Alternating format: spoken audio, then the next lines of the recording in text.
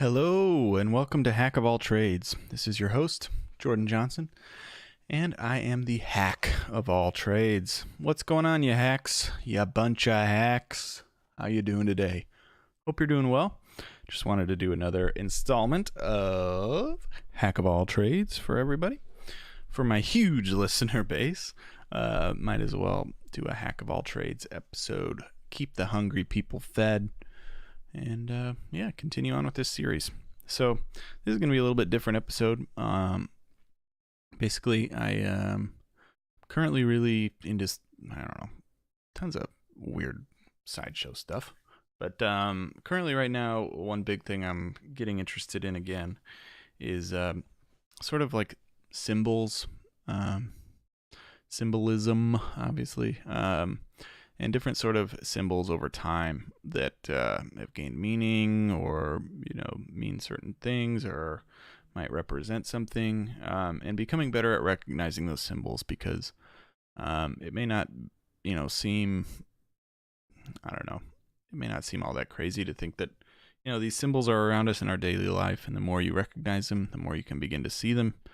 The more they might be able to bring, meaning to, each situation you're in. If you see these symbols, understand them, can think critically why they're there. It might shed light on certain situations, or places or whatnot. So getting into symbols and symbolism has been a recent trade practice of mine, a little side education via the internet and some books. But yeah, today I want to just read a little bit out of this Signs and Symbols book. I just got this on Amazon. I think it was $20 or something. Really cool book. Very visual and nice. And they got some probably cool designer guy with a plaid shirt to make it all nice.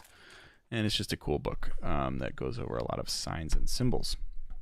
So yeah, I wanted to maybe just read a little bit from that today. It's super exciting, I know, especially if you're watching the video. You gotta love watching a video of somebody read. But hey, well, let's get into this. Oh wow, look at this. Let's show this off. Watch them get mad at me, and I'll get a copyright strike with 3 viewers for this. Real nice gold, shiny gold. Nice. Definitely didn't skimp on the printing quality here. All right. So this introduction here, I've already read this myself, but I'll go ahead and read it because it kind of touches on some of the things I was mentioning kind of at the start here. So let's get kicking. Introduction. One of our distinguishing features as Homo sapiens is our inquiring mind. We have always questioned things, not least our experience on Earth. Why are we here? Where we come from? What happens after death? And what is the meaning behind the natural phenomena around us? Over thousands of years, we've created a framework of beliefs that allows us, to some extent, to answer these ancient questions. Definitions and analysis. As a part of this framework of beliefs,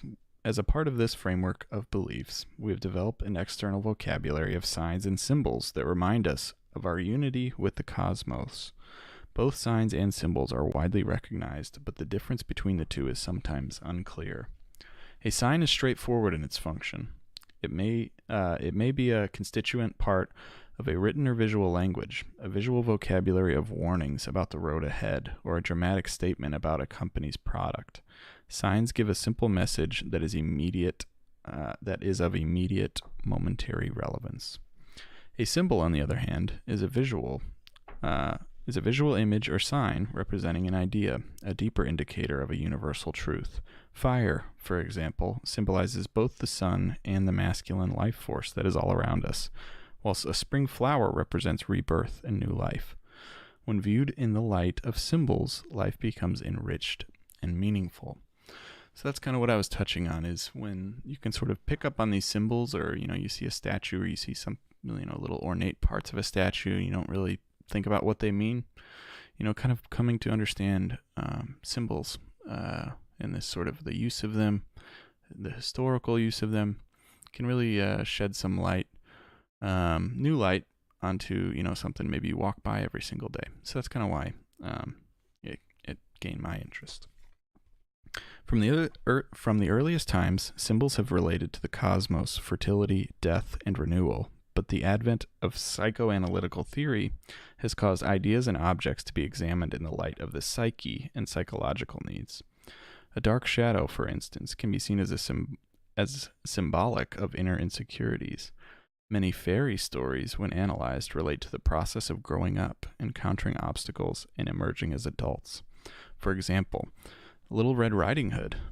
For the most part, however, the ancient and archetypal symbols relate to the universe and our relationship within the cosmos. Some symbols, such as the circle and the bird of flight, are universally recognized. The first symbolizes, among other things, birth, rebirth, and the turning of all of the seasons, while the bird can represent the soul's ascent into heaven.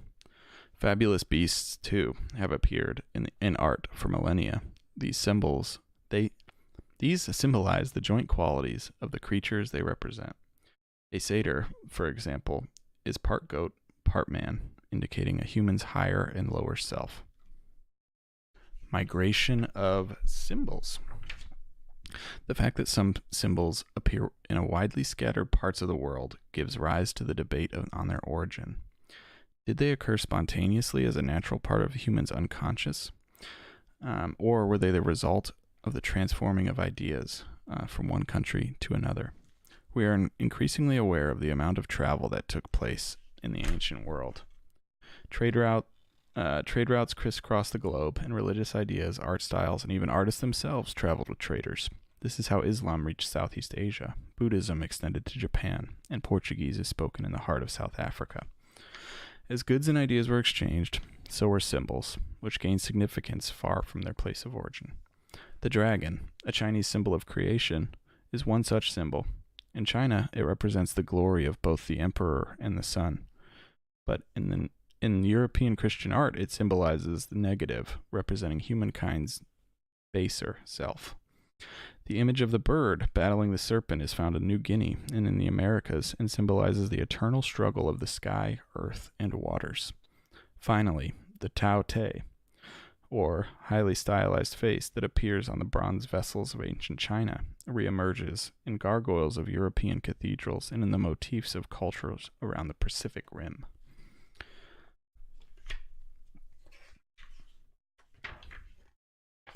Not too much longer here. The goddess. A universal symbol that probably developed in many places simultaneously is that of the goddess. Often depicted with a large belly and breasts, she represents fertility and abundance, and her image appears in prehistoric art from Malta to the Russian steppes. Such represents birth and, as the Earth Mother, renewal, sometimes shown in a simple triangle, symbolic of female genitalia. The goddess is also depicted as a circle, representing the continuous cycle of birth and rebirth. Due to the passage of time and development of Judaism, Christianity, and Islam, the myth of the archetypal goddess has largely vanished from human consciousness. However, some still recognize her symbols, and the worship of the Virgin Mary remains a partial link between these beliefs. As people have become increasingly disengaged from the natural world, so the all-producing and all-nurturing goddess has been replaced by creator gods, or by the transcendent God who appears detached from the creative process. Male gods, unlike the mother goddess, control nature. I'd like to see the goddess come back. I think feminists around the world could embrace the goddess. But then again, maybe the goddess falls into two archetypal roles for these modern feminists. I don't know. Okay, I'm not getting into that. Symbols in daily life. The use and recognition of symbols enriches our lives. Once we see objects as representing truths or deeper issues, we begin to develop a realization of the dual nature of existence, the inner and outer life all around us. A simple ladder, for example, serves both as a tool and a reminder of a spiritual climb towards self-awareness or higher truth. A bowl can represent the receptive feminine principle in creation. A lily rising from the mud can be a reminder of purity of spirit, while a lamp may signify the light of truth. Seeing objects in this symbolic way allows us to live more harmoniously by increasing our awareness, not only of day-to-day living, but also the universal truths of existence. Symbols in art, literature, and dreams. When used in art, symbolism serves as a visual language for interpreting a scene. However, symbols once routinely used in Renaissance art are no longer widely recognized, making it harder to understand the hidden meaning of a painting. In Christian art, for example, birds were a well-known attribute of St. Francis, as was the wheel of St. Catherine. Early Buddhist art depicted the Buddha in an iconic form. His body was not shown, but his presence was symbolized by the throne or a footprint. More generally, the portrayal of water in art might symbolize the unconscious mind or the primordial waters, while classical goddesses often represent specific virtues such as wisdom. In more modern art, objects included do not necessarily mean anything to the viewer, but have a deep resonance for the artist, such as a connection with childhood.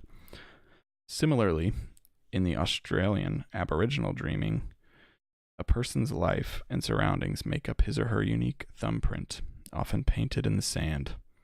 Symbolism occurs in some of famous literary works. In The Pilgrim's Progress, a Christian allegory, Pilgrim represents every man, striving to attain union with God.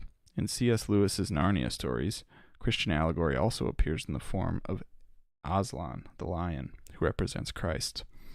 The symbolic nature of dreams has long been recognized. Being chased or falling are commonly interpreted as symbolic of an individual's fear of growing and facing the responsibilities of adult life. However, it is not just in psychoanalysis that dream symbolism is interpreted as reflecting the workings of the unconscious mind. Many societies also recognize its importance. The Samai of Malaysia, for example, believed in the importance of dream symbolism and trained themselves to confront symbolic fears while dreaming, so that they could learn to resolve underlying fears in their waking life. Pretty cool. Narrators aside, pretty cool. Symbols today. While much symbolism has remained unchanged for millennia, a new form has developed. Today's culture heroes such as Superman and Spider-Man are similar to heroes in ancient creation myths who performed such heroic deeds, such as stealing fire for humankind or recreating the world after a flood. However, other modern culture heroes include celebrities who appeal to us because of their looks, because they're universally admired, or because of their luxurious lifestyle.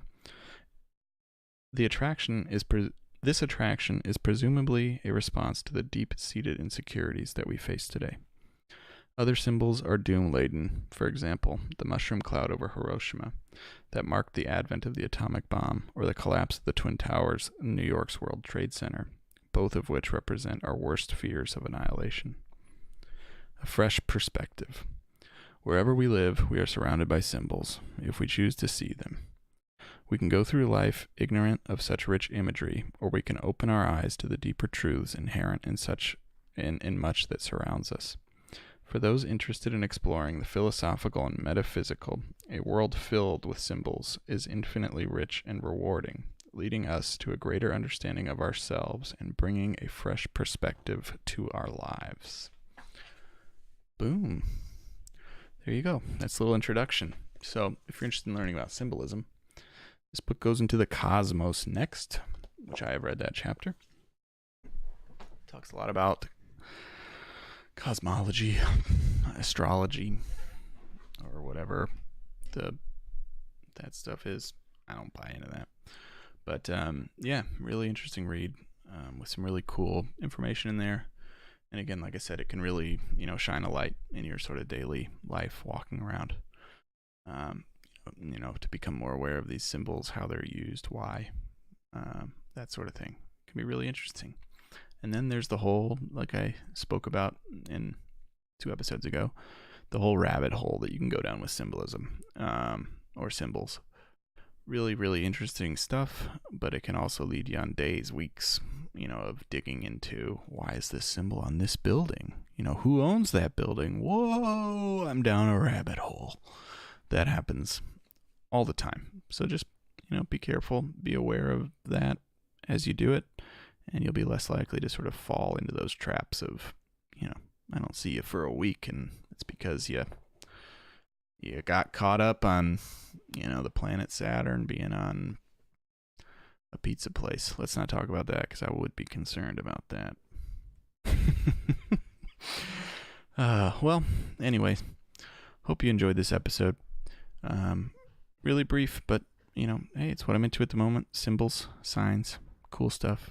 But yeah, this is another Hack of All Trades episode with your host, Jordan Johnson. Hope you're having a good week. It is Friday for me, so it's the weekend time. I will be recording again on Monday, so hope to see you then. Bye now.